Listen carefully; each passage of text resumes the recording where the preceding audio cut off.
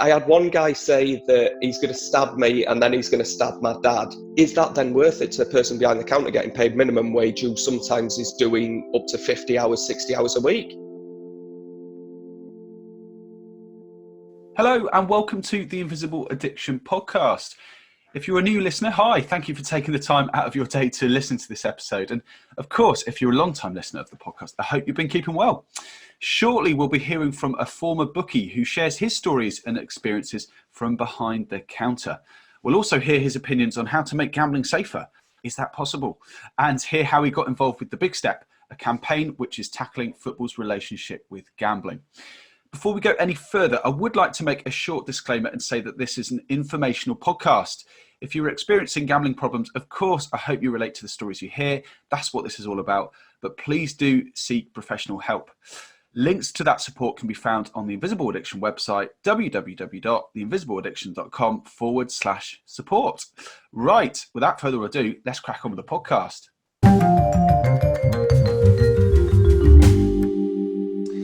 Okay, so joining us on the other end of the line today is Mike from Sheffield. He's come onto the podcast to share his experiences and stories from his time working as a bookmaker. This is a slightly different podcast to usual since Mike has not experienced gambling problems per se, but really we're going to be hearing his unique viewpoint from working behind the counter. So I'm hugely excited to speak with him and hear his views. I'm absolutely delighted to welcome him onto the Invisible Addiction podcast. Mike, thanks for joining us today. How are you doing? Yeah, not too bad. It's a bigger intro than I would have expected in terms of that one. Anyone that's excited at the moment, get yourself a nice drink, get yourself something to relax, or maybe that you spend the next hour thinking, why has he brought this geezer in? But I'll try and entertain as much as I can do. Oh, no, that sounds brilliant. Yeah. Yeah, not too bad though. Lockdown is what lockdown does. Work at the hospital at the moment, so that's been pretty standard. But yeah, it's reaping all the benefits of everyone saying, aren't the NHS fantastic without really doing that much? I'm just the guy who tells people to staple different bits of paper. I was gonna ask, I mean, I usually kick off the podcast with tell us about your background and experience. So yeah, I mean, could you, I don't know, maybe spend a minute or two just talking about what you're doing right now with the NHS? Absolutely. So I'm currently an outpatient coordinator, which is basically a glorified GP for neurosciences here at the Hallamshire Hospital. Prior to this, I went off to university in 2012, 2013, because it's the season West Brom had Lukaku and we were massive that year. We were fantastic. I actually only went to Southampton on the basis that Southampton just got promoted that year and I wanted to see us smoke somebody away, and Southampton was a uni that was on my list and we beat them 3-0, so that was all good. And then during my time at university down there, I worked in a slot machine arcade. I'll go on to that in a bit, obviously. Returned back up to Sheffield. I dropped out after I only completed 1 year, then I dropped out of uni halfway through my second year. Returned back up to Sheffield, worked in a bookmakers for 2 years, almost going on 3 years, and then I've been in this job since 2016. Fantastic. I mean, just for the listeners' benefit, Mike and I, we met on the Big Step event in September, and yeah, I mean, we had this great conversation, and I was thinking throughout the whole time, I was like, why am I not pressing record on the phone? Because we just had such a great chat. Yeah, I mean, also just to clarify, you're a Sheffield Wednesday fan. No, West Brom. I've got all my family horribly wrong. Sorry, yeah. That's horrendous. No, I'll leave now. Terrible research. You had your chance for this interview to go well. You've stacked it. And that's it. You're like the geezer who confused Samuel L. Jackson with Lawrence Fishburne. I've done. No. I'll give you that one. All the family Sheffield Wednesday fans. I've gone and seen them enough. I've gone and seen my team West Brom smoke them a couple of times at Hillsborough as well. So West Brom myself, but I wouldn't say that too loudly, especially not at the moment with the criminal of Sam Allardyce in charge that we've got. Then again, it's not a great time to be a Bournemouth fan either, is it? I was going to say, we're rumoured to have Thierry Henry. I'm like, Thierry Henry, really? Do we really want him? Like, really? Oh, dearie me. Oh, God. Not with VAR anyway. It'll stop those dodgy handballs of his going in. Yeah. That's true. Oh, Mike. Well, let's dive into it then. So tell us, how did you end up working at a bookmakers? Well, I think probably for a lot of people as well, it's when I've come out of university, I don't have a degree for it. I've not really got much work experience. As I say, the last work experience I'd had was working in a slot machine arcade as well, down in Southampton. And that's a bit, I mean, bookmakers seem a bit more with it. Slot machine arcades are very sort of dystopian. It's a very weird thing to be involved in. It's just people handing over a certain amount of money to get a bucket full of £1 coins to then just sit and repeatedly just put the same into the machine and just watch. You're watching your spins go as nothing happens. But it's almost like, I wouldn't want to say monkeys at typewriters, but it's almost like people at a switchboard, like an old school switchboard, is just sitting completely focused straight down the middle and just the same repetitive action over and over again. And I think that's how they tend to capture people. And obviously you spoke about fixed odds betting terminals that, trust me, we will get onto as it goes later on. They are, anyone that works in a bookmaker knows that their biggest problem behind the counter. They're the ones that you worry about most.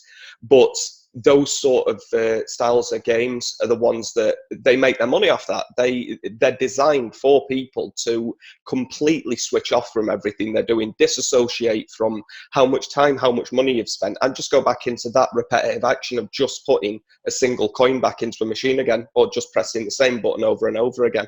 So I returned from uni. I've got no qualifications. I've got no real work experience. And at that point, you're looking for a low grade job that's not going to ask for much experience, that's going to take you on. So I applied across a few different places. I had a couple of trial shifts in random other spots, and then was successful in getting into Bookies at Betfred. So then that's pretty much how it happened. I think it's certainly not one of those jobs that anyone's going out and looking for. Nobody's saying, I can't wait to go and work in a bookmakers, but it's needs must, and you need a job for it. I suppose that's where it can go into difficulty a little bit for people, is that you're then asking, it's similar to, I try to compare it to lockdown, especially in the initial stages when pubs and restaurants were open, is that you're asking people who are paid a minimal wage, who are likely not specially trained in the area that they're working on, to police people and to try and go above and beyond to look after others. So when I saw pubs and bars are open and there's people either not wearing masks or people not socially distancing, is the person behind the counter paid enough to put themselves at risk? There's no chance. And in bookmakers, while there's a lot of focus on making sure people aren't problem gambling, it's very nice to say that. And I think that's how it's a lot of smoke and mirrors with bookmakers, as far as I'm concerned, that there's a lot of nice stuff from their end, and they will always pitch it as, oh yeah, but we're making sure people stay in control and we're giving them the choice and we are looking after them. It's not. The offers are there, but they're never front and center for people, and you're not directly challenging people. And I know there'll probably be some people listening that have worked in bars or in pubs. How often have you challenged someone to say, excuse me, I don't think you should drink anymore? That's fighting words. And I knew working in a bookies, the phrase, I don't think you should gamble anymore, I'm going to stop you now, you have to physically prep yourself for that. Because there's a large chance either that person's going to smash your shop up, they're going to try to fight you, they're at least going to verbal you, and you can understand why. But is that then worth it to the person behind the counter getting paid minimum wage, who sometimes is doing up to 50 hours, 60 hours a week? Absolutely. Did you did you experience that many times where you've had to kind of stop someone? There's been a couple of times, and it's very difficult, because I think at least what I get across from it is there's still a sort of old school atmosphere within bookmakers that it's quite unique. I don't think I've found anywhere else like it, where it's delivered as this friendly vibe towards people, but the underlying current is that it's almost a challenge between yourself and people who are gambling, and it's like a nice rivalry of, oh, I'm going to get one over on you this time, and then the other one is, oh, they've beaten me today, but tomorrow I'm going to go back and I'm going to win stuff on them.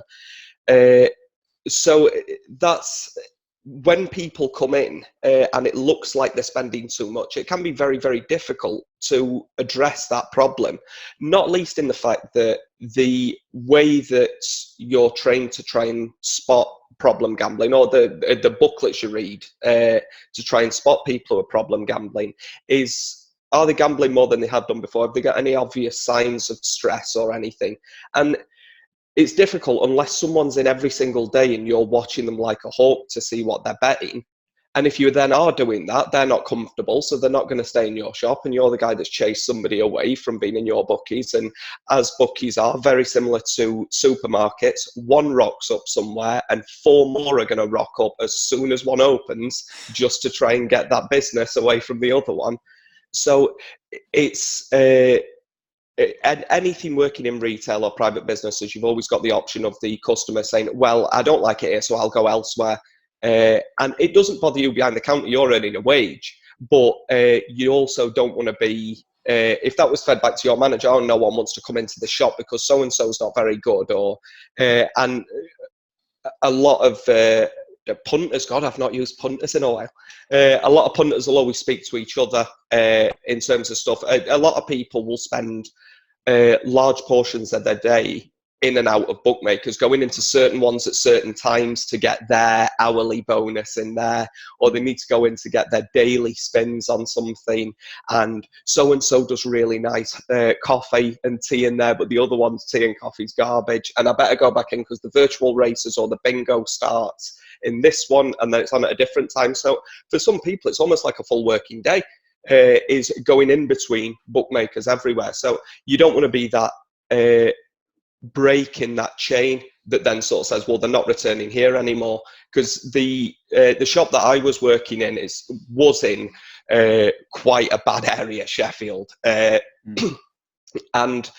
a lot of the people that were in there didn't have a particularly great amount of money. There was a lot of drinking, smoking of drugs outside, so it's quite a deprived area.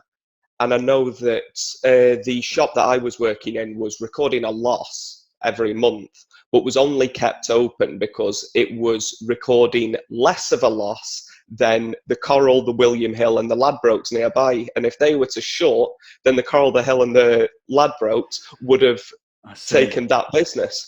So it's so insidious in terms of, you can't imagine anywhere else having a shop or a branch open that is losing money regularly, and it's not like it wins some months and it doesn't other ones. It is always losing money, but it's somehow financially viable to keep that open just to prevent the competition getting any of that potential business there. It's crazy. But anyway, I warned you about this beforehand. You need to keep me on topic. So if anyone's thinking this guy's just rambled, it's all Alex's fault. He's just keeping me on topic. No. I mean, I've agreed with you. Again, for the listeners' benefit, I agree with Mike. The less I talk, the better. I've been heavily criticised for my interview technique, and I've since spoken to a chap that used to work in the media who said, the less I make it about me, the better. So no. Honestly, tangents are fine. I'm just quite happy to just meander through topics. But I mean, one question that did come to my mind on that note, when you said they were losing money, is that because people were winning a lot of money in the bookies, or was that because actually they weren't spending enough? Because it was a deprived area, it just didn't make that much money? Yeah, it was just a very low intake shop. I mean, for most bookmakers now, or at least the last time that I was in, the only real money made is out of fixed odds betting terminals or FOBTs. And the remainder of it, the actual over-the-counter betting it's minimal. There's not much of that going on anymore. I think there's so many online places now that are doing football that's football and sports bets, particularly, that's at your fingertips.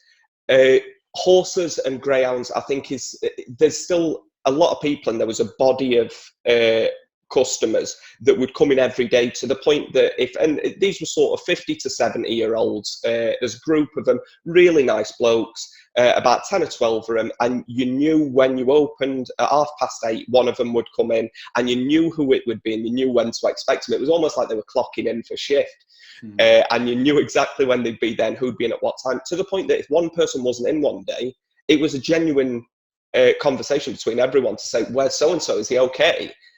And if you don't see someone for 2 days, you've got a search party out for a man, because you said he has to be here. There's no way he's not here. And it's 7 days a week, all spending 50, 60 quid each, or around about that much, I would have estimated anyway.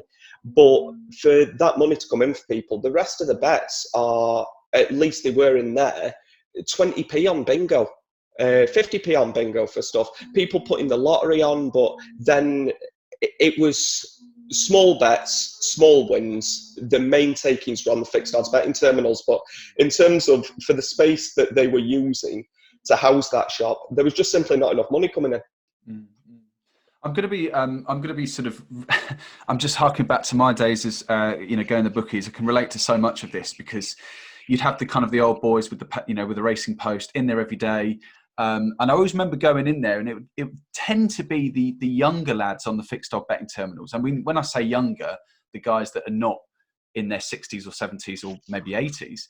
And what you'd hear from some of the guys that were obviously the older guys, they'd be like, don't touch the machines. Oh, never touch those machines. So yeah, can you tell us a bit more about the fixed odd betting terminals? Because like you say, that the kind of reduced odds, reduced spin came in, didn't it? The last couple of years. So during your time, you must have really seen that was at the height, wasn't it, of the big spins that you could make? Yeah, it was crazy. So I mean, there was always promotions going on for them to try and get people in to play on them. The people who were returning customers, like I was there for when they'd introduced membership cards, but they weren't mandatory. But I think that to my memory, and again, people have got to remember, I'm speaking 2016, so I've not set foot in a Bookies apart from when I've gone to an away day now and then for 5 years. So I may be on properly old hat information here.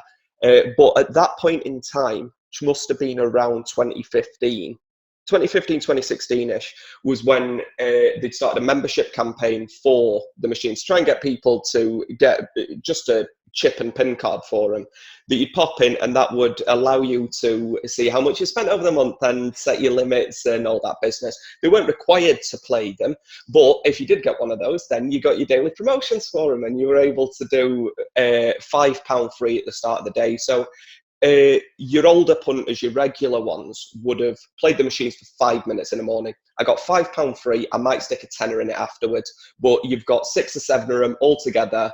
One card in, right, he's lost. Next person, one card in, he's lost. Next person, one card in. And between 6 or 7 of them, they've got 30, 35 quid's worth of free spins. They win, they split it amongst them all. They all have a bet on with something.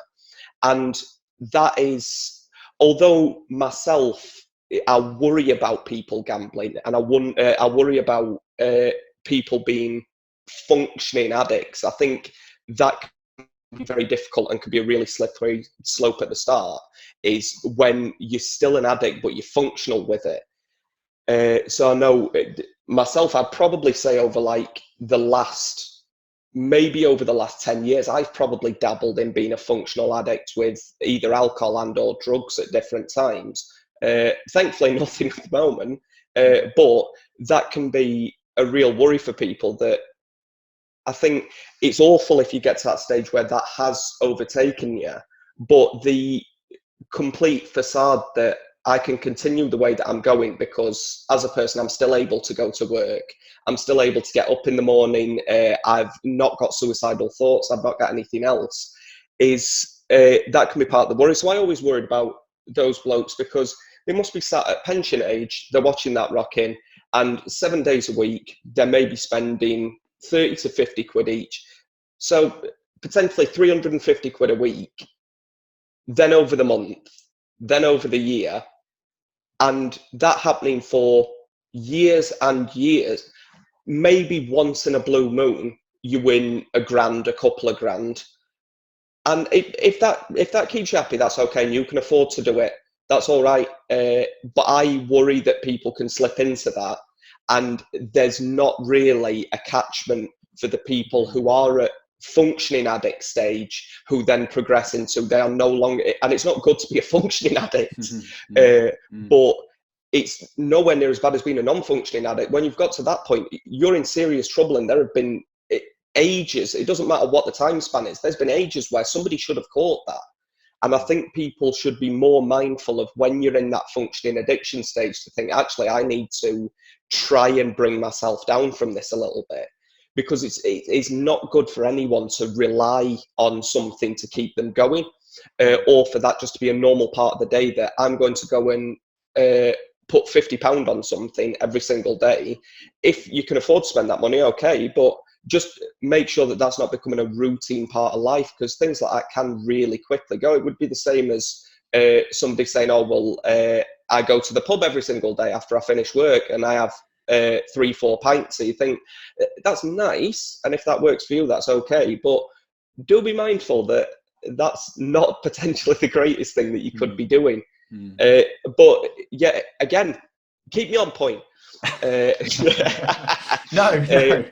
So yeah, the younger, the older group would play the machines on the basis that they got promotions from it, and it was free money for them, and they'd go on them and they'd have a little bit of a laugh, but they weren't sat on them all the time. And I think you do tend to have quite a divide with people, at least from my experience, that you've got people who come into a bookmakers who are machine players, and you've got people who are everything else. And occasionally they'll dabble in the machines as well, but there are a lot of people who are just in there to play fixed odds betting terminals, and that's it. They might put bingo on once, but they put bingo on and they ain't even looked at it because they're playing on the machine and it's captured you the entire time. I would. I think I was saying this in a podcast, I think with Colin, where I would kid myself. I would go into the bookies. I would be, by the way, the machine player. I would go into the bookies and like almost try and clock eye contact with the bookie behind the counter, and basically go over to the football accumulator bets, pick up a slip, pick up a pen, feign the fact that oh yeah, I'm in here to do a football accumulator. I wasn't at all. It was this sort of subliminal kind of thing. And I was like, right, I'll just get onto the machine. Oh, a machine's free. Oh, I'll just go and play a machine. Yeah, I was completely hooked. But I mean, tell us, have you got any stories about the machines? Did you have any kind of nasty experiences where things really did get out of hand? They're not a nice thing. They're designed to do what they do. They are the perfect example of addiction by design. It is, whoever's created them is an absolute genius. It doesn't matter whether they're a good person or a bad person. They are a genius, whoever's created them in the way that they work, because they do exactly what they're designed to do. And there's no effort within them to really prevent your spending. There's certain things that's brought in by the government to say, right, we need to make sure people are doing this. And the bookmakers, and I remember hearing from other bookmakers in the area and sometimes from our own, that when different things were brought in by the government, different regulations and everything, that at least the bookmakers in our area would do the bare minimum to hit those regulations without doing anything further. So you needed to make sure that you were operating under the law, but apart from that, you ain't going to go any further. So if they brought something in to say, right, this is going to protect people, they would say, what's the bare minimum we can get away with here to say that we're operating legally, but supporting everyone? Nah, I'm not going out of my way for it, because that's obviously going to hurt their profits then at the end of the day. So I could go on for years about machines. Part of the problem is that you've got, I think, people who play them regularly and have always played them have got the knowledge that, and I'd assume you're one of them yourself, that although there's always that time in the back of your head where you think somebody behind the counter may have some control over this, the people who are playing them regularly tend to know there is no control from behind the back of the counter. So from my view, what I can see is that if you're playing roulette, which loads of people do, at the point that you spin and the ball's going round, I can see whether you've won or not. I can see how much you got left. But I can't make any control on that machine other than to switch it off if I want to. And apart from that, there's nothing else I can do. So that's to quash immediately anyone that sits and says, well, they must have, everyone would come in jokingly, oh, you get your foot off the pedal, get your hand off that button with them. And that was the regular was, oh, he's got his foot on pedal behind there. He's definitely playing me here. But that was always, that starts you off on a bad foot immediately, because people are then, I say it was funny when you mentioned that people would that you would go in and you'd make eye contact with a bookmaker, because people would do that with me, and I knew people that would regularly become aggressive, that were playing machines, that would look at you as the first thing, and you would get a look from some of the people that was the same sort of look that you'd be fighting if you were in a pub or you were out on a night out, if someone gave you that look. But there were some people who came in, and that was this was like it was an aggressive challenge. At the point that they walked in was to say, if you don't let me win, we're going to have trouble here. Or they would scope out who's behind the counter and look and sort of say, don't like that geezer, I'm not having it. But then the people that are playing, it becomes very difficult, because our machines are at the opposite end of the shop to where we are, close to where the door is. Obviously, we can see what's happening behind the counter in terms of whether people are winning, whether people are losing with them. But you can't, and I imagine it would have been the same for you when you were playing machines, somebody coming to either watch you, to try and talk to you, or to do anything else, you are in that zone. This is your place, and you despise that machine. It's a pure hatred, but you're still there anyway, and you're saying, right, this is going to be my day that I beat this one. So anyone then trying to take you out of that is public enemy number one. So do not get involved with that. Don't approach the people. Don't do anything. So as I always was in our shop, the work itself wasn't too intense. So you got plenty of time to walk around, have a chat with people, make sure the shop's looking tidy, all that business. But people on machines wouldn't go and bother them, because there were some people who would say that if you've then gone to watch them and they have a bad spin, would turn around and say, could you move from behind me? That's lost because you're here. Or you're doing something to make me lose on this. Yeah. Or you would watch people, if you stood there and people are putting money in, they would stare at you as they're putting money in. And you can feel people's emotion in the words that they're wanting to say without saying it, that you are the face of blame there. It's you're allowing this person to do this. And even if you go to try and help someone, it's still your fault at the end of it, because you're enabling someone to go and do that. But then you take it to the other end of the spectrum. There's the times that I've told people, I'd like you to put that money in, and that's it. No more of it. The first response you always get back is, so you'll let me lose, but you won't let me win it back. Yeah. Yeah. And you say, well, it's not how it works. If you come in here and you've put 300 quid in and you ain't won yet, you probably ain't going to win now. And these don't work like old school slot machines do. Old school slot machines and your fruities in a pub and everything like that they've got a hopper. Once that hopper's getting filled, the machine goes, I need to empty this hopper, and it'll pay out. Almost like one of those grabber machines at an arcade. After so many plays, it will let you win. Whereas these don't work that way. They plaster it everywhere that they've got this. I can't remember whether it was 88 or 92% payout rate for them. So anyone looking at that would say, okay, so if I spin 10 times, I'm going to win 9 of them. But the push for those machines is to get you to play roulette. And anyone that's played roulette or knows about it is that you don't bet red or black. That's a bums game. You don't bet red or black because it's only 50-50. If you put a pound on, you're only going to get £1 back.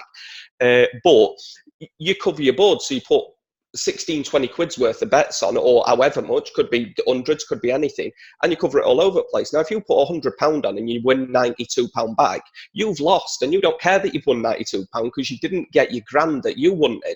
But the machine's done its work because it's paid you 92% out. So you can go in there and routinely lose everything, but that sticks to its payout rate for it, and says, look, I've done my job. The guy got paid out. What do you want me to do? Yeah. And they also don't take into account, at least to my knowledge, how long somebody's been sat there, how much money that person's put in. There's no, I say, and I think gambling's come so far since what it used to be that like football bets before would have been the pools, and that's it. And then you'd have started and it'd have been, right, okay, you can put accumulators on and stuff, but you're talking about win, lose or draw, that's it. Whereas now, you go on each game, you've got 400 or 500 markets for them, which is crazy. And this is all designed in terms of gambling at the moment to distract you so much away from what could be a pastime or a hobby that you've got, but that you're able to come away from, into something where you're flooded with so much information, stimulus, so many different options that you just completely lose any track of where you are or what's happening. So then when people get to a point that they have lost, I've seen multiple machines grabbed from the very top of them, rammed down straight to the floor. People tell me, I had one guy say that he's going to stab me and then he's going to stab my dad. I don't know how he would have found out where my dad lives, but I did say to him that I'd meet him outside at 9 o'clock when I finished, and he was never there. And then people spitting on machines, people punching them repeatedly. And the problem is I can understand it, but there is a line to the point that it's unacceptable. You can't do that. But I can also understand the aggression that people have and the hatred people have. I've had people cry. I've had people go around the shop, pick up pots of pens and launch them around everywhere, take all of the slips out of the accumulators, shower them into the shop. It's not a great place to be, because it comes at that point. I think when you're sat behind the counter, there's not much to do. One of the things to look at is, oh, so-and-so's on a machine, and I can sort of, not for any insidious reason, not for anything mean or anything, just to think, oh, I wonder how they're getting on. So you can just sit and watch. It's not watching what the person using the machine is seeing, but it's just a counter that says, this is how much money this machine's got today. This is what the current amount of funds in it is. So you can sit there, you're looking at stuff that's on, you're watching a TV, and you can just look down and go, oh, 20 quid win, not bad. Oh, this thing. But when you've got somebody in that you know is showing signs of aggression for them, you've spoken to them, you've already normally had a quick, oh, sorry, please don't hit that machine. No response back, ever. No response back. Just eyes straight down anyway.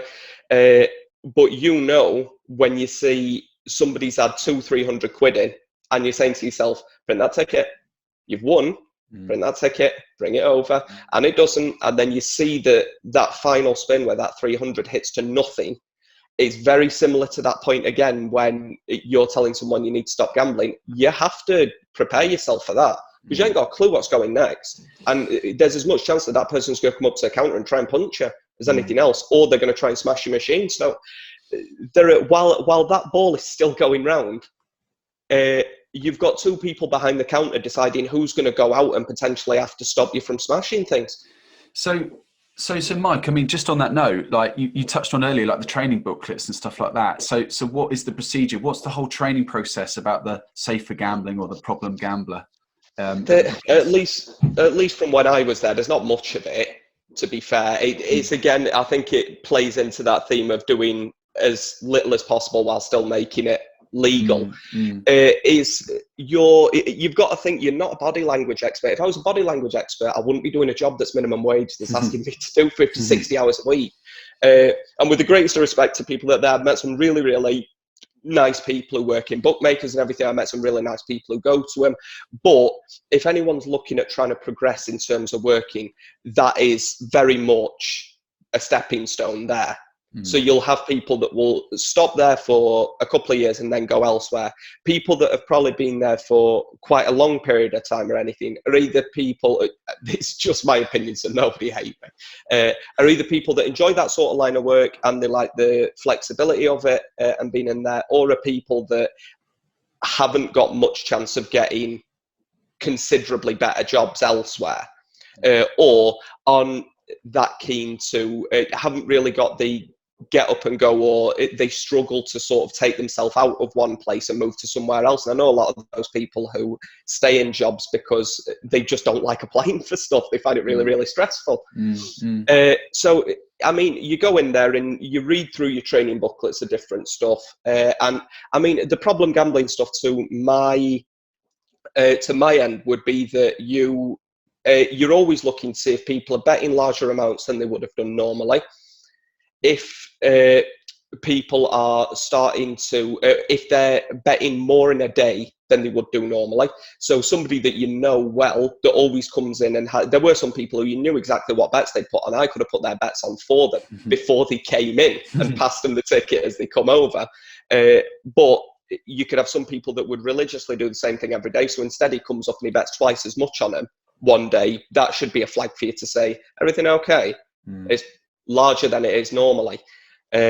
Or that somebody comes in and they always spend 50 quid over the course of a day, but instead today they spent 100 quid.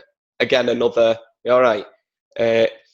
Now, part of what the worst thing is, that part of the way to try and stop people who are potentially problem gamblers, or to give them a break away from stuff, is to go and speak to them, ask them if they're okay, ask them if they know how much they've spent or how much they're going on for. Try and get them to take a break from whatever they're gambling on at the moment. Offer them a tea or coffee if you can. Have a bit of a chat with them. Now, at that stage, all of those are still designed to keep them in your shop. Yeah, of course. Yeah. They're not designed to get them to go elsewhere. It's not designed to say, I think you should take a break today. Could you leave? It's designed to say, come up here, get a tea and coffee. We'll have a sit and a chat. And then 10 minutes later, they've calmed down, straight back again. Now, of course, that's not what is in the training, but anyone that looks at it from where it is, there's not a design there in place to say what you should be doing is getting this person to remove themselves from the shop. Instead, what you're saying is what you should do is get them to relax while they're here. And that's completely different. Now, of course, then beyond that level, you should be looking at saying to people about self-exclusions, about setting limits for themselves. And if you can help in terms of stuff. So I like to think the shop that I was in, we were good people in terms of trying to look after people as much as we could do. There were other shops where, I'll be quite honest with you, I don't think, I think a lot of people know what wage they're on, know what their job is, and don't want that sort of high stress to everything. So there's a lot of people who will just put their head in the sands and just sort of say, look, this person made their choice, they're gambling that amount, so it's not for me to challenge them. And is it really worth it if they then start on me? Is this job that I'm getting paid worth me potentially coming to serious harm? Like you discuss self-exclusion with some people, and I know people who did self-exclude eventually from shops, but that was then very difficult as well, because the way that self-exclusion worked in ours was that you would decide for a period of self-exclusion. Initially, it was 6 months, 12 months or longer. Then it come to a mandatory 12 months at the minimum. You'd provide a passport photo, and you would then also pick 3 other of that chain shops that you could self-exclude from as well. Right. But that in itself then becomes difficult, because a lot of people go to the same bookmakers and the same shop all the time. They don't go to other ones. So if you then say to me, right, I want to be banned from Betfred, and you come into ours and then say, oh, also, by the way, could you exclude me from any other Betfreds in the area? We can do that, and we can send a copy of the form across to them. But unless you've seen that person day in, day out, a passport photo doesn't really help you. You know when you've seen someone that's marginally famous, or I always find it with a footballer that's at a club somewhere and they've not said his name yet, and I go, where has he played before? And they say his name and I go, oh yeah, of course it's him. And you've got a book of into the hundreds of people who've self-excluded. Really? Hundreds? Yeah. Wow. But because also then the turnover of staff is that high, you've got half of that book is people I've never seen before. And you have to be lucky enough to have somebody working that day who knows who this person is to point out to you, this guy's self-excluded, by the way. Now, when I have gone into casinos before and you have to sign in when you go in. I would imagine, I don't know if I'm just guessing completely, that if you're blacklisted or you've self-excluded yourself from there, at that point of signing in, they would say to you, sorry, you're self-excluded, you're not allowed in, mate. Or at least I'd hope that's how it works. Bookmakers, you can just stroll in. You don't have to log into anything. You don't have to do it. And I'm not someone who particularly likes my information being everywhere. So I don't like to sign up to everything. I don't like to give my stuff out everywhere. But for like, there's got to be something in that, because I would confidently say, through no intention or no design, I have at some point, I'd be very confident, allowed someone who's self-excluded to gamble, and probably allowed someone who's underage to gamble.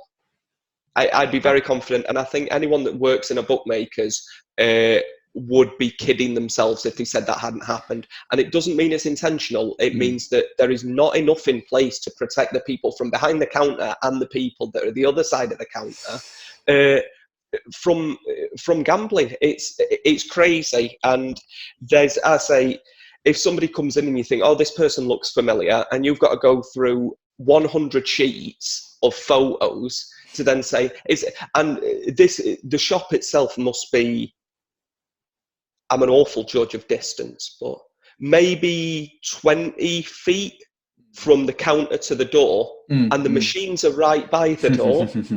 Yeah. For me to say, that guy sort of looks familiar, but I can't see him from here. Yeah. I'm now going to go to this book that's behind my counter to rifle through 100 photos in the hope that it's one of them. He's already gambled. Yeah. Yeah. It's mad, isn't it? It's absolutely mad. Yeah, absolutely mad. Sorry, I've just a few things have sort of sparked my imagination a little bit. Just relating a little bit back to what you said earlier, which was, I don't know, some classic things that would happen in my case with my friend. His cousin would be betting and stuff, and it'd be like the latest news on the street was they're paying out at the moment. Yeah, the FOBTs are paying out, and but then also just relating a bit to the sign up process as well. So in my case, I was self-excluded from casinos. Didn't want to self-exclude from bookies. Maybe that was a personal pride thing. That's the addiction at hold, because I wanted to still gamble. But the casinos, I went into the Hippodrome in London when I was self-excluded, and knew I was self-excluded. But in this instance, you can just walk in. You don't have to have a membership or anything. And I got away with it. The first time I got away with it, but the second time I went in the next day. I mean, the first day, by the way, my heart was like pumping like mad from the adrenaline of like, I'm lying here, but also gambling. But then I got found out. Isn't that sickening? Yeah. Like how bad it like that, and I can completely understand that. I knew you were going to say that, but there's part of that almost. It's almost like then a challenge. It's like being at school and wagging school instead. And anyone that uses bunking off or anything, we say wagging here. You were wagging school if you were skipping out. Right. If you were wagging it for a day, it's that adrenaline that you get of, oh, I shouldn't be doing this. So to what point you've made a really, really positive step to identify that you've got a problem, and to say, I'm actually, with your help, you the bookmaker, you the casino, we're going to defeat this problem, or we're going to try to, at least. To then the mental side of it for you, that then you've managed to get yourself to that stage, but then there's still the excitement of going back on that. It's like doing something that your mum told you shouldn't be doing, but it's you that told you shouldn't be doing it. Yeah. And that's, I completely understand it, but it's so sad, isn't it? It is mad. It is mad. Well, Mike, I mean, you've given us so much information about the bookies and things like that. I just wondered if we could sort of move the conversation on a little bit and, just talk about how you got involved with the Big Step project. I mean, I don't know, you're a bit of a seasoned pro. By the way, for people that don't know the Big Step is an event that, the Big Step was set up by James, wasn't it? James Grimes, who wants to tackle football's relationship with gambling and such like. So, I mean, would you like to tell us how you got involved? Yeah, so, well, obviously, after working in Bookies. I decided I was going to leave because I wanted a job where I didn't have to work as many hours, and it got to a point like that. I'd seen a couple of fights in our shop. I saw someone get stabbed outside. That was more because of the deprived area than anything else. Somebody got killed outside ours. And there's a point where you sort of think, I don't really want to be in this anymore, as well as the fact that there's not really a progression to go through. It's one of those that the ceiling for progression is extremely high in the fact that, and everyone will know this when you've done certain roles, in order to progress, you know that the person above you either needs to leave or they need to die. And if they're at decent age, then you're probably better off moving on. Yeah. But so like it was just coming up to the Euros in 2016 actually. So I left then, went off to the Euros, supported Northern Ireland. My dad's Northern Irish. Fantastic time that was. Oh, what Euros? Yeah, what are Euros? Oh, it was insane. Obviously, it was our first Euros that we've ever been to. We got beaten 1-0 by Poland. We beat Ukraine 2-0. I was there. I was at that game. I think we had this conversation, didn't we? We said, yeah. And that was obscene. Nothing will ever take that away from me. And that holiday as a whole was great. But then returned and started my job here. And then it was, because it must have been 2018, the first event, or was it? No, it might have been 2019. You see, when it sound like someone's, I sound like you say, seasoned pro, like a veteran. It's, or when you've done a few of these, like I have, the time just goes so quickly. It feels like it was yesterday. But it was pitched to me by my brother-in-law, Bobby, who's been mates with Grimesy for ages. And he just said, look, one of my mates is considering doing this thing, and it's to try and raise awareness about gambling addiction. And I've got, at that point, one of my friends was coming out of, in fact, had been out of their gambling addiction for quite a while, but was still paying off members of their family because of how much money they borrowed to try and get them out from there. And that's a bit horrible. I'd spent out towards the end of when I was working in the bookies, I'd by osmosis picked up this idea that gambling is a good thing. So there were days where I would, on my lunch break, go next door and I'd have 60, 70 quid on virtual greyhounds, because I'm sat there thinking, I don't like the machines. I know that they just eat my money. But if I worked on a Saturday or a Sunday, I'd always have loads of bets on the football because you're surrounded by it all day. And then if it was normal days in week, what else have you got to do when you just sat there? So I've got virtual greyhounds on because I knew I'm that bad a gambler. There's no point me trying to bet on anything else because I don't know horse, I don't know dog. So I'd just be betting on it. Mine was anything that's got the name of an animal in it. Wow. I'd go bet on it. But, and I mean, that was then for someone getting paid minimum wage, not really doing much, sometimes spending 70, 80 quid in a shift 3 days in a row, quite a large amount of money. And it's nothing compared to what some people have lost. But I think that's another danger of addiction is that you always compare yourself to either somebody who's better than you or worse than you. I was going to say it's relative, isn't it? It's relative. Trap. Yeah, it's relative. To sort of say, and that's where I think functioning addiction is very difficult. That at times where I would say that I've probably been a functioning alcoholic in the past would be to look and say, well, it can't be that bad because I'm still going to work. Or it can't be that bad because I'm still doing this thing. And you say, no, you have got a problem. Don't slip into that says, well, mine can't be that bad because that guy lost 10 grand and I've only lost 100 quid. Don't compare it. So because of all the stuff I'd seen and the stuff I'd seen outside of work as well, I thought, I don't see why not. I'll give it a try. So the first one was 125 miles over 90 hours. And that was intense. So that's crazy. 90 hours. Like, that's mad. Yeah. And I mean, that was also including, obviously, the fact that you're sleeping for long periods at that time as well. So your 90 hours wasn't 90 hours walking. It was just a period of 90 hours. And I mean, I went on that with Bobby and my dad, as well as other people from the Big Step people that Grimesy knew. It was quite a small event at that time for it was only a handful of people walking each day. and that was Man City to Huddersfield the first day. We got to Huddersfield. I went into another dimension. I'm pretty sure I went into shock. Don't remember anything of that evening. I really should have stopped walking that night, but continued on anyway. It's the only time anyone's ever seen me that they've handed me a beer. I had one sip and then just left it. I couldn't drink it. So that's the most it's taken out of me before the walking. Then it was Huddersfield to Leeds, Leeds to Burnley, Burnley to Blackburn, Blackburn to Preston, Preston to Bolton, Bolton to Man United. Wow. I might have missed one in the middle there somewhere. But yeah, walking Man City to Man United sounds like an easy task until someone says we're going a long way, mate. I was going to say, sorry, you go. No, you. All right, okay. I mean, I was just going to say for any listeners that don't know, so just to clarify, this is the big step is to walk to football stadiums that have shirt sponsors of gambling companies, right? So it's just to raise awareness to tackle that issue, as it were. Yeah. And it's been shirt sponsors and either team sponsors or partnerships with gambling companies. And I mean, what level have we got to now with football that you've got a gambling partner?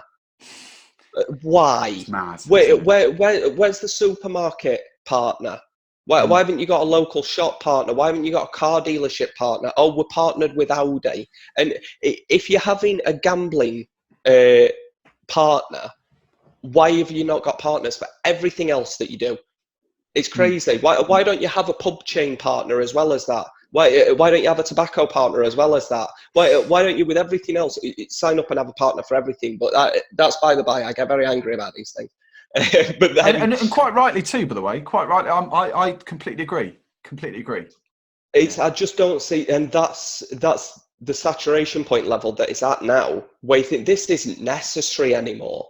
And this isn't about, you've probably heard from listening to this now that I've had, and don't get me wrong, throughout all of this, I've had some really good experiences with gambling. I've had some nice times. I've had some good laughs with stuff. Say when I go to football now, when I go to an away match, I don't tend to go to many home games because it's not worth the travel to then go and sit down at home for all the time. But I do love to go away somewhere, have far too much to drink. You stood up, you're singing, it's all fantastic. And I'll go and I'll have bets on the football, and I'll have who do I want to score first and what do I want the score to be. And it's £2 or £3. If it comes in, you're happy. If it doesn't, you don't care. And that is where I can see gambling absolutely fine. You put it on, you're happy to put it on. It doesn't come in, that's fine. It's not taking control of you. It's nothing else. But at the point that we're at now, and the same with the regulations that are coming from the government, like the 90 to the whistle-to-whistle gambling advert ban. It doesn't work when it's all around the stadium. It doesn't work when you put all the adverts on just before the first whistle. It had got to a point, I don't think they do it they still do it now, but it's not for gambling companies. But I remember missing a goal in a West Brom game that I was legally streaming, of course, while I was at university.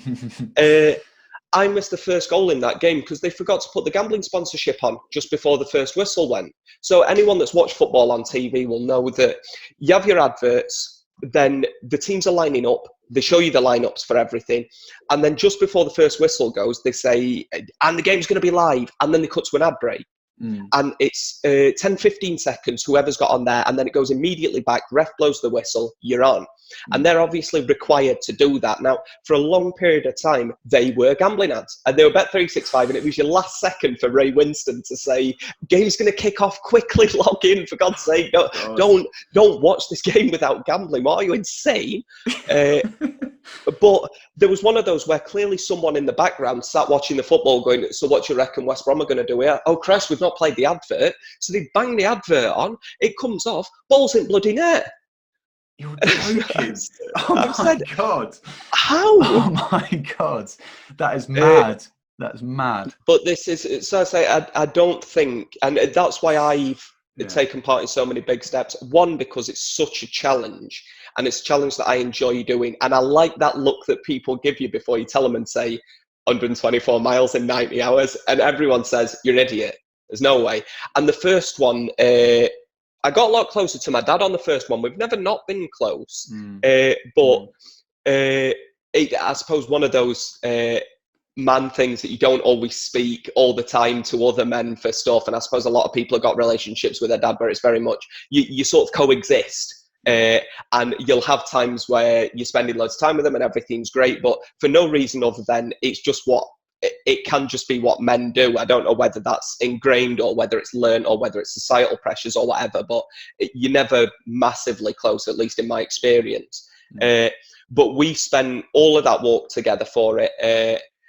Both me and my dad were flagging seriously. So while everybody else got into Preston, which was the third day of 4, everyone else got into Preston about 7 or 8 o'clock at night. We got in at midnight at Preston Stadium.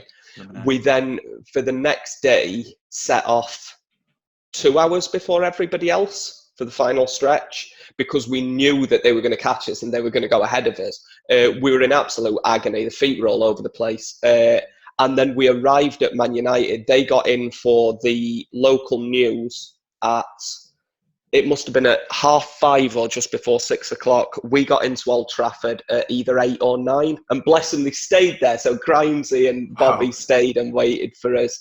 But then once you've done that once, you either go one of two ways. So my dad said, never again. He said, I'll do one day here or there, but I ain't doing it again because I can't. Whereas I'm now at the point with Bobby where until he says no, I'm going to keep saying yes, because it's now only me, Grimesy and Bobby that have done all the walks. No. And I suppose as far as I'm aware, Bobby's not ever had any real problems with gambling, but I suppose it's a nice thing to have that challenge rather than saying I'm going to win money on this accumulator this weekend or I'm going to do this. The challenge that we're getting now is I sort of hope on the next big step Bobby dislocates his knee. He's got previous knee issues, and it means that I will have beaten him, and then it's now just to take care of Grimes. I'm going to be the last man standing for the big step. The first man standing as well. Like, you and Bobby were leading right from the front. I've never known a pace like it. It's unreal. It's you sort of settle into it as it goes, and I think I would have said to you that morning when I'd spoken to you, I say to a lot of other people, so I, before the last one, went to Poundland and I bought £120 worth of different foot care stuff and different bandages, plasters, creams, everything else like that. I've known now to the point that blister plasters, useless. Anyone walking, don't use blister plasters. Normal plaster, electrical tape. Laughing, it's the answer. But after you've done a few of these, you are then looking at people as they start and you're saying, walking boots, poor choice. I don't need this, or I've got a rucksack, poor choice. Oh, look, you've not worn your trainers for very long. You've only got one pair of socks on, good luck with that one. Oh, you're going to need this, you're going to need that. So it's now sort of become a thing as well where I like to do it to try and help people go through and achieve that as well, because I know the satisfaction that it gets from completing that walk. So just people doing one day or anything, it's a massive achievement. It's huge. So it's nice to be there, and you get a real sense of community with people, and you know that everyone's there to help each other achieve something that they didn't think was possible, and that everyone around them has said to them, you're crazy. What better can you do to involve yourself with something that I suppose helps in terms of getting over an addiction, or looking back to days where you were addicted, to say, everyone's told me I couldn't do this, and look at where I've come to now. You all said in a loving way, and you wanted me to do it, but you all said there is no chance you're going to. And then look what I've done from today's one. And there is tears, there is horrible agony. I am not a man that likes feet. I have touched far too many feet doing that walk than I would like to. Like, people's feet are bleeding. You've got almost entire toes have come off almost. Wow. Everything's horrible. But for that sense of community to then just say to people, you know what? No, that is the worst I've ever seen a foot, but you're still going to walk on it for 5 miles and you're going to finish this and get there. And it happens. And it's just lovely that feeling that you get to see people that shouldn't under any circumstances be walking that distance over that period of time, completing it in the end. And I almost cried when we finished the last one. We got into Nottingham and seeing how many people were there finishing it, and knowing the impact they had, because the first big step was more looking at getting donations together. The second one was more looking at getting some donations, but also getting the word out for people. And this last one's been a really big push for the petition to send to the government for them. And seeing, when we'd finished last time, seeing this go from about 5 or 6 people walking daily, we were ecstatic to have got £1,000 in terms of donations from the first one, to looking at thousands of people having signed a petition from, with all due respect, James Grimes, our guy, who is, he could just be anyone, and Gambling with Lives, who are just a couple of parents that have just said, sorry, why is nobody doing this? Why does the entire system seem to have just not focused on Jack at all? All of these people, unless they stood there and said, sorry, I'm not taking this, there's got to be an alternative, I wouldn't be doing the big step. I know about it. I'd know about gambling, but would I be the person that goes out and says, right, I'm going to make a difference here?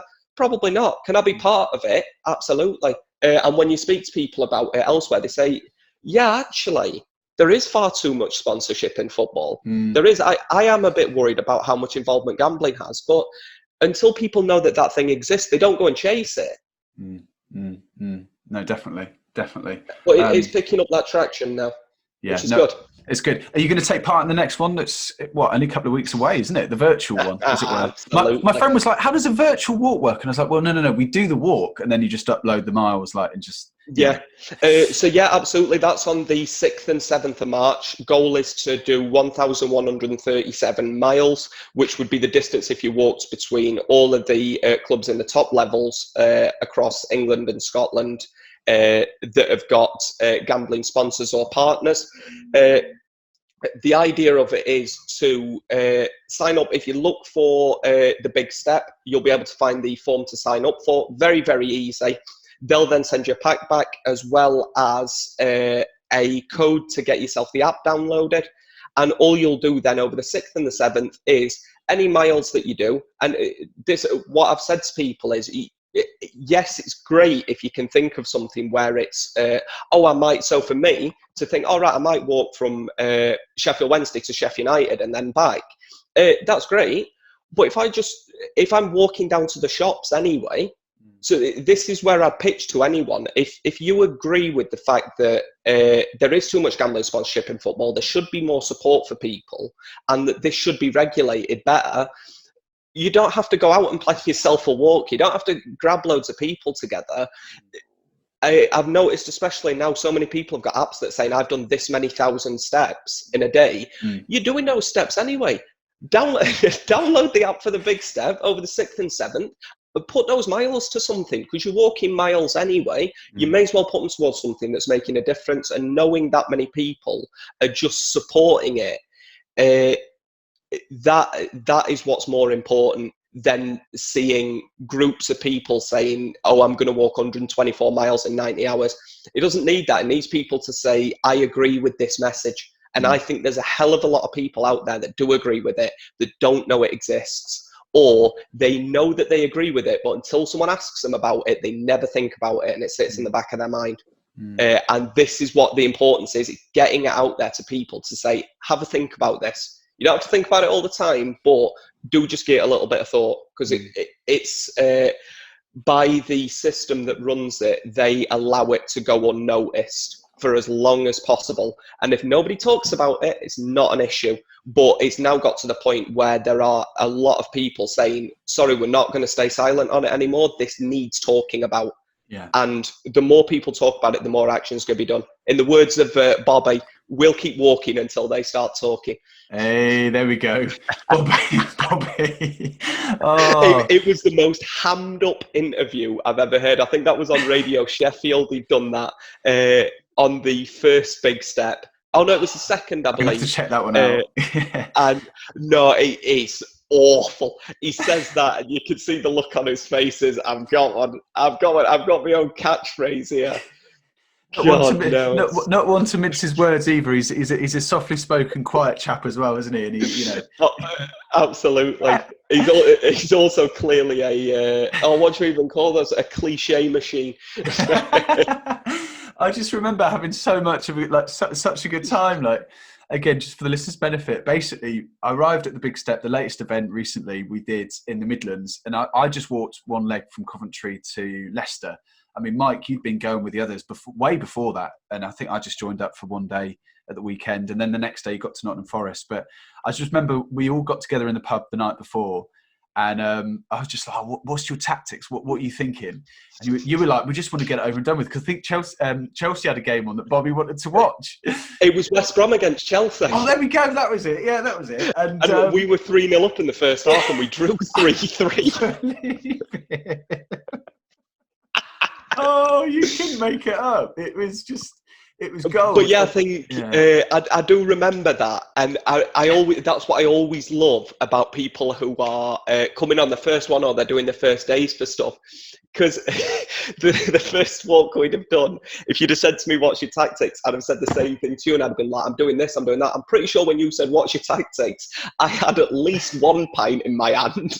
I'm sat there going, I'm going to walk, I'm going to have a bit of a laugh with it. I'm probably going to stop at a pub wherever I can. And then we're going to try and steam it to the end to then watch West Brom get demolished by Chelsea. Oh, dear. We had a banging lunch. Because I remember as well, like, you guys were just like, yeah, we're just going to lead. We're not we're going to lead. It was just like, we're going to be probably at the front. We're going to get this thing done. And I was like, sounds great to me. Let's just get this thing over with.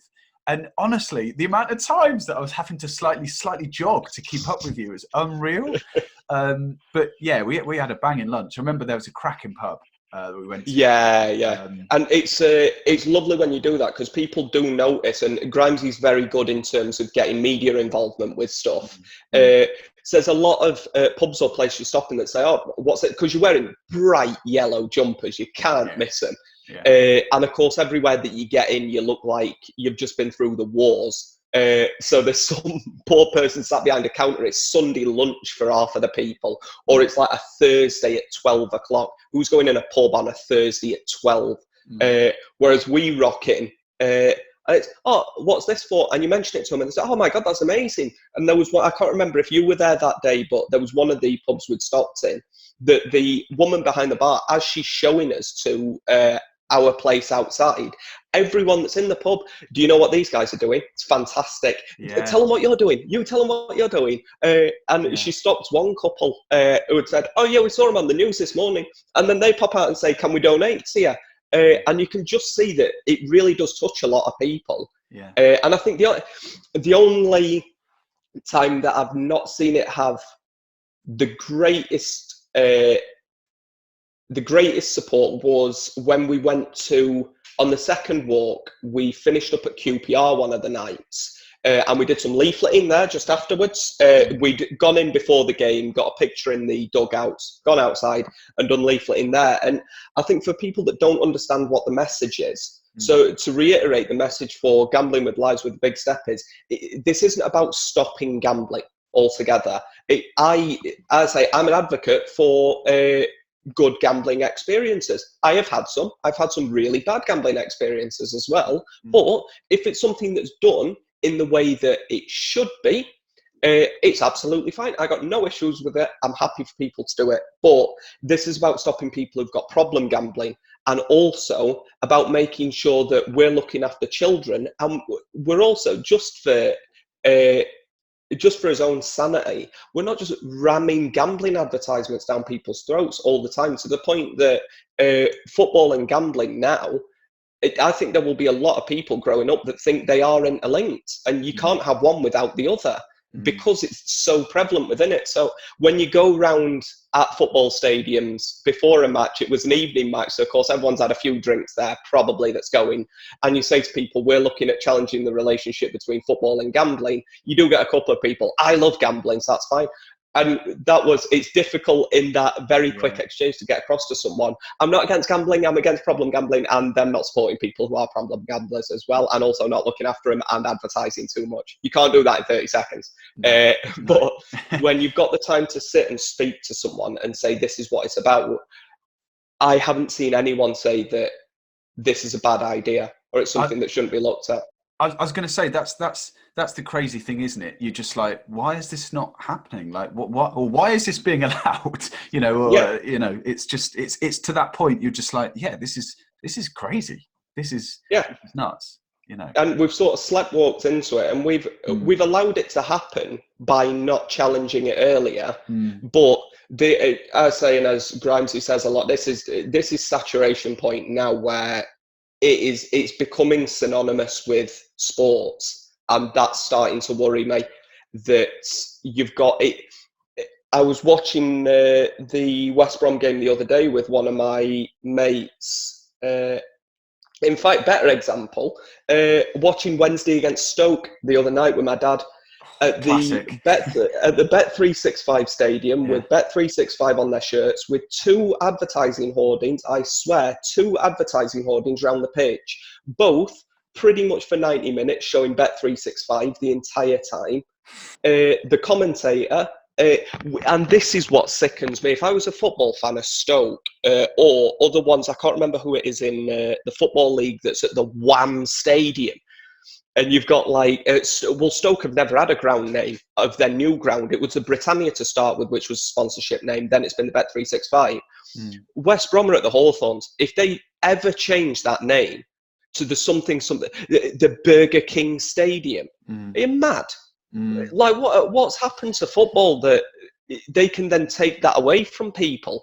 And there are some grounds, because yours is ridiculous now, isn't it? The Vitality. It's a joke. It used to be the Fitness First. It's always going to be Dean Court to me. But Vitality. Yes. Actually, just on that note, talking about other adverts that annoy me, the Vitality advert. I'm like, why? I'm now just watching this bloody little dog around this like football pitch. I can't even concentrate. It's mad. It's mad. And what I've noticed. What I've noticed, thankfully, your podcasts don't seem to have adverts come up on YouTube, which is nice because I'm a big YouTube watcher. So I'll sit playing Championship Manager or something else, and I'll have YouTube on in background and something's on there. I'd watched a few of your podcasts in a row the other day, and then I was just switching on to other stuff. Now, I don't know how their algorithms work within YouTube, and whether there is any basis for when they can or can't show gambling adverts. 7 adverts in a row I got were from gambling companies. Are you joking? Oh, 7. My God. One of them was the same advert 3 times. Wow.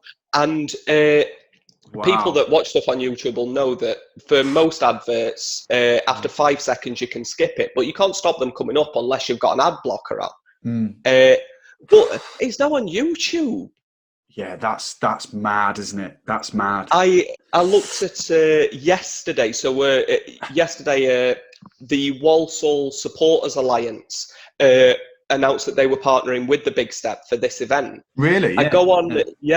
I go on the Birmingham Express and Star website to read the article. What's the advert banner at the bottom? It's Coral.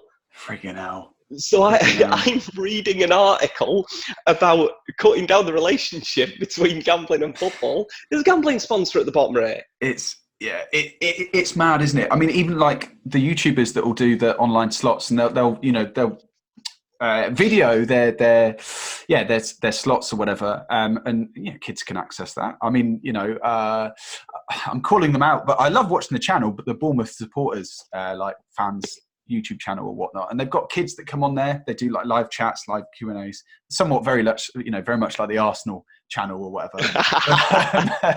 I love it.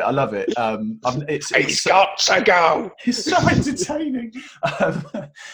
Favorite pastime, me and my girlfriend are just hours now just watching live Q&As. or reaction videos. But I swear, I mean, I'm only speculating, but I swear they'll talk about football odds. I'm like, they've got kids on the actual like screen with them, and you're talking about betting, and I don't know. Yeah, it's just the normalization of it is mad. Again, I'm probably repeating myself in a similar another podcast I did, but drum student, bless her, she's 10? She supports West Ham. I was like, why have you not got a West Ham logo on the thing? She's like, oh, because Betway sponsor us. And it was alarming the fact that she was even talking about the sponsor, like, Betway and things like that. It was, it's mad. It's mad. And like I've got, you touched on something there, and I was just going to go into it, and now for life for me, you've took it from. In terms of sponsorship being normalised, gambling being normalised, I think when you start looking for it, you notice how much it's there. And that's part of the problem, that because it's, and obviously subliminal advertising is illegal. You're not allowed to do it. But it's so on that vein that when you normalise it and it's always there, you start forgetting that it exists.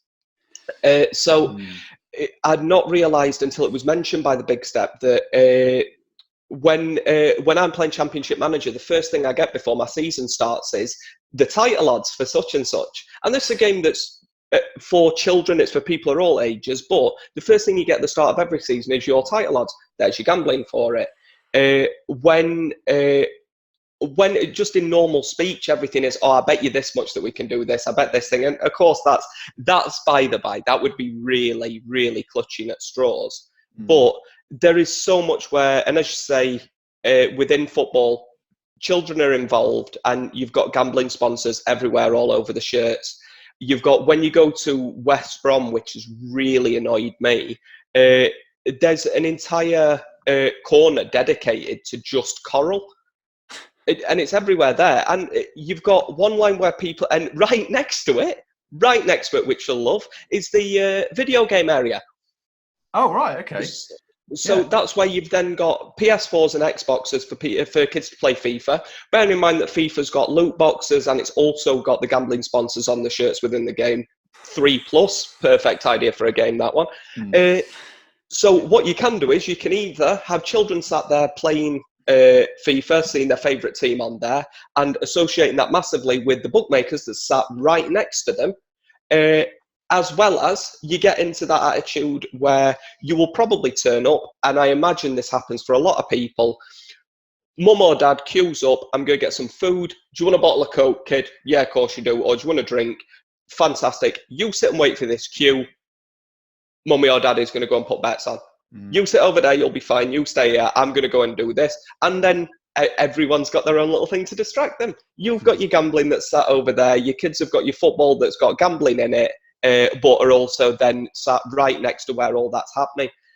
It is included so much everywhere. And I'm an avid gamer myself, as you probably picked up. Loot boxes are horrendous. I was going to say, because I really know nothing about loot boxes other than just really scratching the surface. Tell us more. How do they work? What's going on? Yeah. So and I mean, this has been a problem within the gaming industry itself for a while, that when you used to buy games, and people that will have played from PlayStation 1's, PlayStation 2's stuff, you would get your game and your game was on a disc, and that was it. You had that disc. If there was extra stuff to unlock, you unlocked it by being good at the game or doing certain stuff, and that existed, but you couldn't get anything other than that disc. That was it. Now what's happening with games is, and this is, you could do an entire new podcast on this one. So you've now got games that they are always adding content onto. So you pay £40 for a game, but in reality, looking a year down the line, you've spent probably 150 quid on it by getting new downloads that have come out. There's new content for stuff. There's everything else. There was actually a game that came out not too long ago where they had coded in something to the disc. So there was a playable part of the game that was put into the disc, and that was locked behind a paywall. So you owned exactly the content that was there, but you then had to pay another £15-20 to unlock the content on that disc that you've purchased. It's insane. But where they've gone now with a lot of games, and this isn't just FIFA. FIFA's a very good example of it, but it's across loads of other places, is loot boxes, which is basically you use an internal currency on the game. Now, some games, the way that they do it is that you can eventually gain enough of this currency to buy one of these loot boxes, which is complete random chance what you'll get. So you're not guaranteed anything, but the amount of grinding that you would have to do that is not viable. So instead, you can do it much quicker for £5 or £10, and you can get yourself a few loot boxes. So for FIFA, the most popular one is Ultimate Team, which is where it's almost like a card trading game. So like match attacks or anything like that, but each card you've got, you then have that player. So in order to be up at the top level, and this is where YouTubers and streamers are really, really irresponsible, is that the people that are at the top level that have got children watching them all the time are putting events on where they'll say, come and watch me. And they will advertise it as, I spent £25,000 on FIFA packs, or I've spent 10 grand.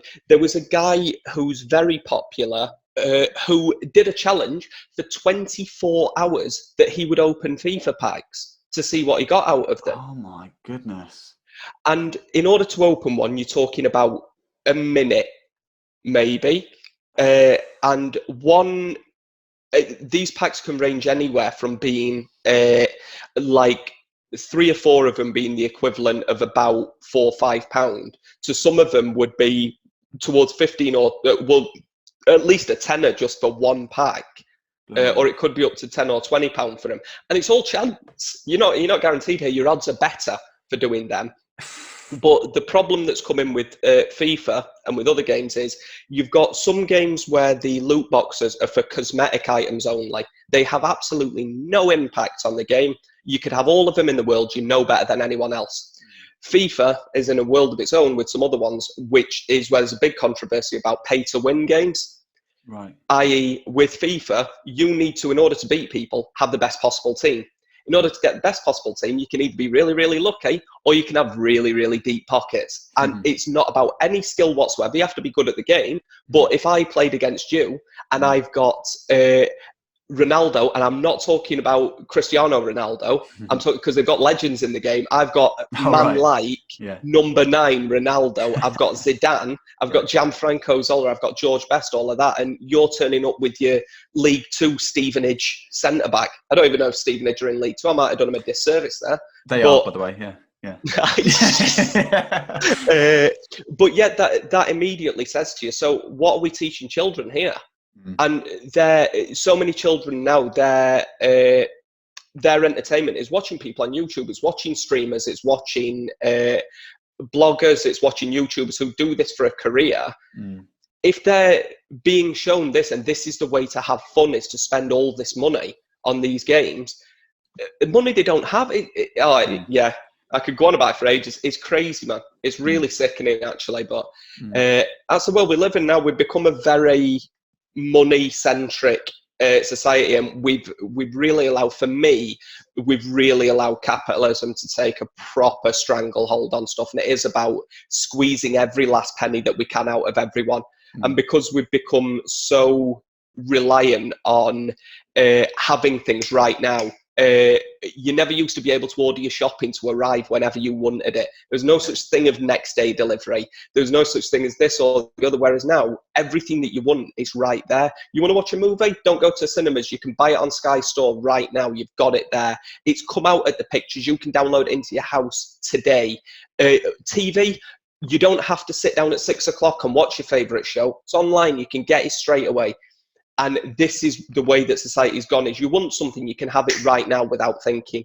And that is where the people who've got the money get you. Because if you had time to think about what money you're spending, you wouldn't do it. But because you ain't got the time and it's right there, it's quickly do it. That's why they had the betting adverts before. And that's why they always used to do the boosts at half time in the football.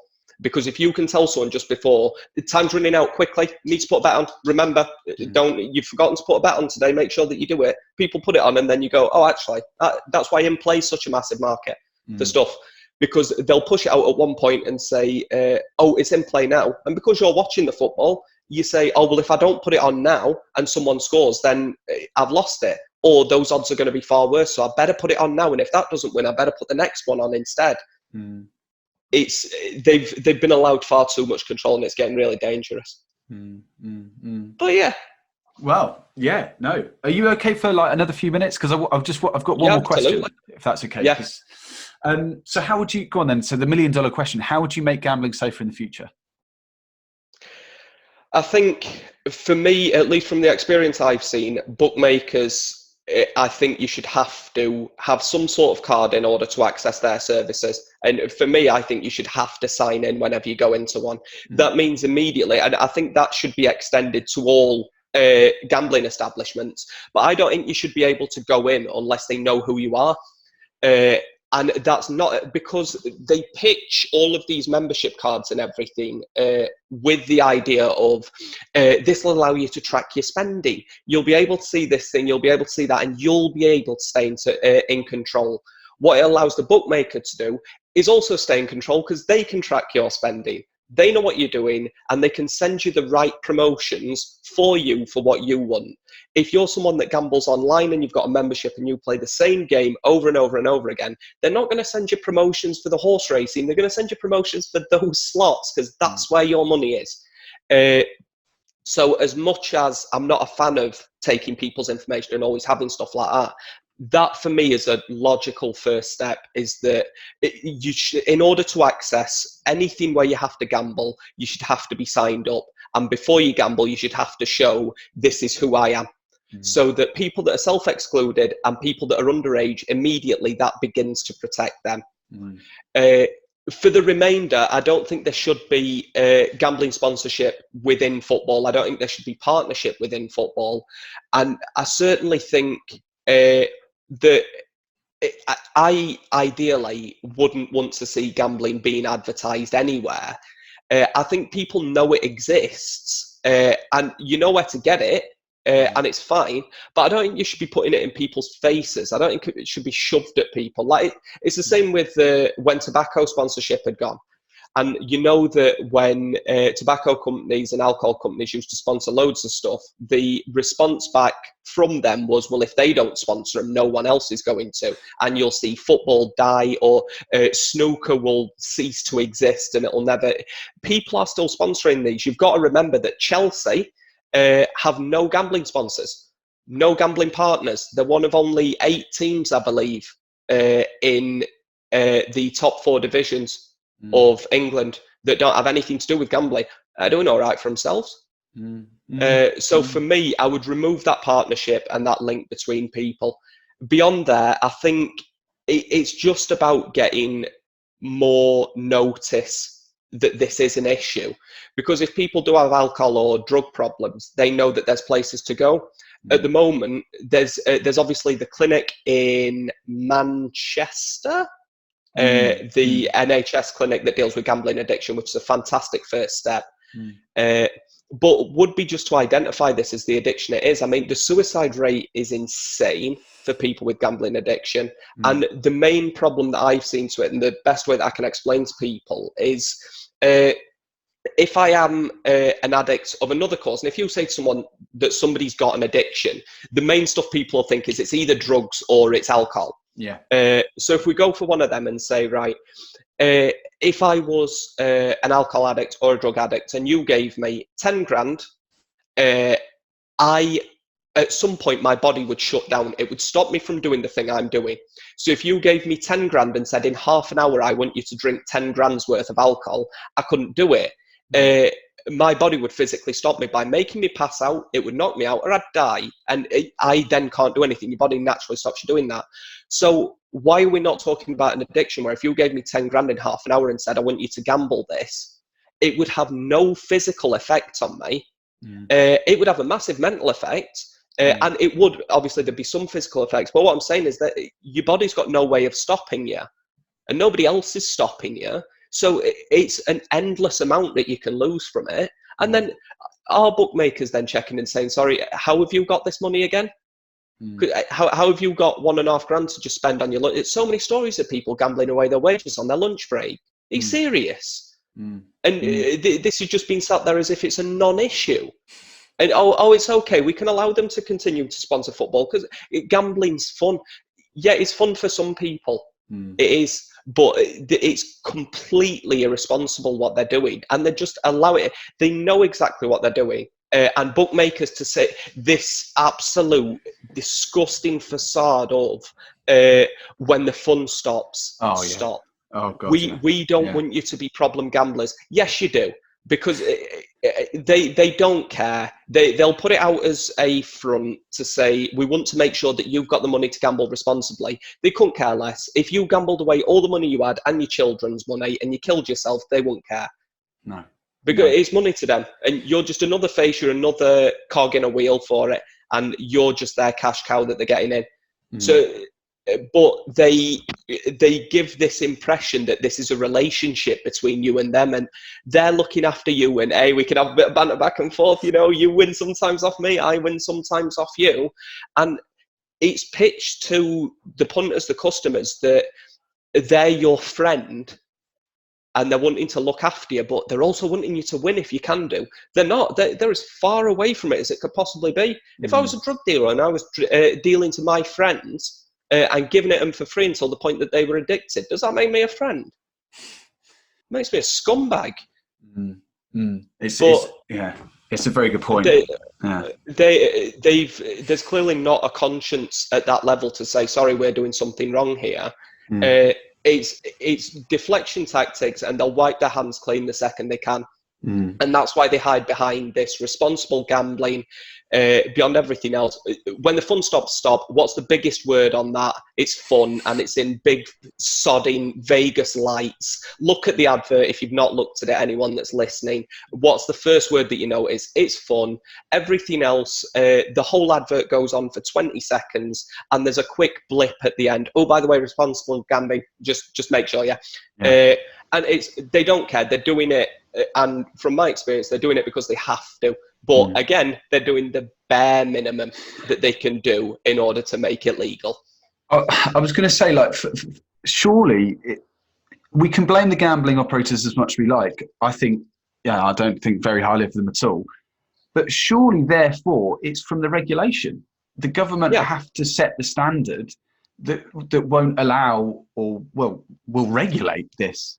Surely. Well, that's why the Gambling Act review is going on now, and I think because it's been so long since that has been reviewed, that's where we've got to the point we are now. Because they've just been allowed to go with no reins on them. They've just sort of been allowed to go and make what they want of the world with nobody reviewing anything. And it's only at this point that somebody said they've probably got a bit out of control. Because you're looking when the Gambling Act was last reviewed, as far as I'm aware, I don't think there would have been fixed odds betting terminals. Bookies would have been a thing that old men used to go into on a Sunday morning. And on football, you'd have been able to put about 4 or 5 markets on. Whereas now, I'm watching football with my mates who are saying, I just need so-and-so to get a throw-in, and I've got £175. Oh, if you're watching West Brom, and they're going, what's it like for Diagne getting booked? I said, sorry, I'm watching whether he scores or not. What's the likelihood that you'll have 4 corners in the first half? Do I care? I've never watched football. Who's become a fan of football to say, oh, I love Bournemouth. They sure do win a lot of free kicks and have some corners, don't they? How did they get on at the weekend? I don't know. They got 4 yellows and 3 corners in first half, though, and they scored in the last 60 minutes. This is what it's become, is that you're now not watching football. You're constantly playing to put bets on. And the cash out and request a bet are 2 of the most evil things that I think have come through. Request a bet is ridiculous because, I say, roulette's the easiest one to work it down to. Your greatest odds of winning in roulette is black or red. It's 50-50, that's where it is. The reason roulette makes so much money is that they flood you with other options. So you're then distracted from how can I actually win here to how can I win the most amount for the least money. And the reason you can win the most amount for the least money is because it's highly unlikely that it's going to happen. So when people are getting requester bets on that seem reasonable, and they put those on because I watch football, therefore I have a knowledge of football, therefore I've got the upper hand in betting, I can do this. I've then got somebody sat there saying to me, well, I've got what did he have the other day? I've got Gundogan to score for Man City, someone to score for Arsenal in the same game. So 2 specific players to score in that game. 3 specific people to be booked. So many corners, and something else. And they're saying, and it all sounds reasonable. Don't get me wrong, it does sound reasonable. But there's a reason that it's 300 to 1. Ain't gonna happen, mate. And the first year I was at uni, I was 1 team off winning 13 grand from a quid. Jeez. And I think the worst thing about that was I was going to put the other team on. It was Notts County Portsmouth. I always remember it. And I knew I was going to put Notts County on. And then at the last second, I put Portsmouth instead because they used to have Ben Jarney. And Ben Jarney was the greatest man of all time. But Portsmouth were in the bin at that point. So you knew they were going to lose. And for some reason, I still picked them. But I'm thankful that I didn't win that because I know myself. I struggle to control myself a lot of the time with some stuff. So that's a responsibility I have to take to make sure that if I am involving myself in something too much, I need to try and pull myself away from it. But I think if I'd have won that, I'd have been a different person now. It'd have been awful. I just know it because I wouldn't have stopped with them. And I'd have just, instead of, I think everyone has this idea when they first start gambling that it's like when people say, you see people that have won the lottery that then continue to play the lottery afterwards. And you say, what are you doing? You've won it. Stop. But we've all got this lovely idea that if we won a massive amount of money through gambling, that would be it and you'd never gamble again. One big win. Yeah. And then I'm free of this. Whereas instead what it is you go in the next day and you're gambling 10 times as much as you did before because you can afford to do that. And if you could win that much, why don't you win 10 times more by putting on 10 times as much? But that's how they get you. So is that care there for people? No, because if the care was there, you'd have someone stood outside the shop saying, you're spending £300, go home. We're not allowing you to come in. Regardless of how much money you have or don't have, this is ridiculous. So enough for today, go home. You should be able to grab people by the collar and just say to them, go, because I ain't having it. But you're not allowed to. And you're putting yourself at risk whenever you make that challenge if you're working in one of those shops. So it's up for the people that have got the power to put that in place, but they're not interested because that's where their money comes from. So as much as I don't trust the government that we've got in at the moment, they have to make the right decisions when they're doing this Gambling Act review because it ain't going to happen again for a while. So this needs to be sharp. And if they have not turned over every stone, if they've not looked at every possibility, we could be in trouble. No, I agree. I think that's that's quite a poignant place to stop actually, and quite a powerful place to end. Blumenegg, it's been a journey. It's been about 3 years. I told you we'd be here until 3 o'clock, and we've not been far off it, you know. As long as I'm not getting you in trouble. As long as I'm not getting you in trouble, maybe we could just do 2 parts. I don't know. Who knows? We've touched on a lot of bases there. But I mean, can people find you if they want to reach out to you, or are you online, or is that I mean, I'm on Facebook. Apart from that, I'm not on much else. Like, if anyone does ever want to, because as you've probably seen from this, I'm not someone that's running an organisation. I've not got anything that's in particular support for anything, but. If there's ever any point people want to talk or anything like that, I'm always on Facebook. Happy days. Aside from that, and I'm always, hopefully, as you've seen today, I said to you beforehand, if you can, one of the quotes that I like is, if you can fathom a question, then you can also fathom any possible answer that comes back to it. And I like to try and keep to that mindset that if you've got the balls or lady balls to ask me a question, then you can certainly hear whatever response comes back. And I think that's powerful for people to know. We should talk more. We should ask more questions and we should open up more because that's the only way that we grow ourselves as people. So everyone who asks anything, I'm always here and I'll always give you an answer. Happy days, Mike. Well, thank you so much for coming on the Invisible Addiction podcast and sharing your story. It has been awesome. It's been fantastic, man. And hopefully I will see you soon. Excellent. I'll see you soon. Take care. No worries, man.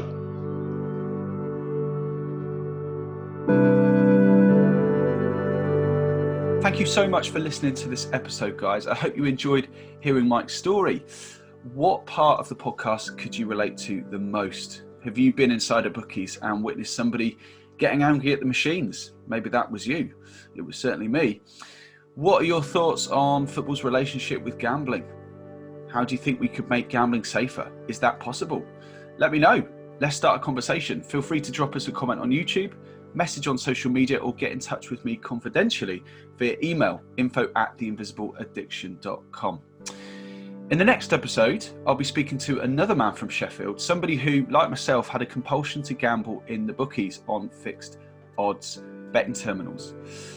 Finally, I'd like to say a massive thank you to the sponsors of this episode, TalkBan Stop, which is a partnership between GamCare, GamBan and GamStop that combines practical tools with support to help you stop gambling and kickstart your recovery journey. It all starts with a chat. In the meantime, thanks once again, guys. Enjoy the rest of your day. Take care, and I'll speak to you soon.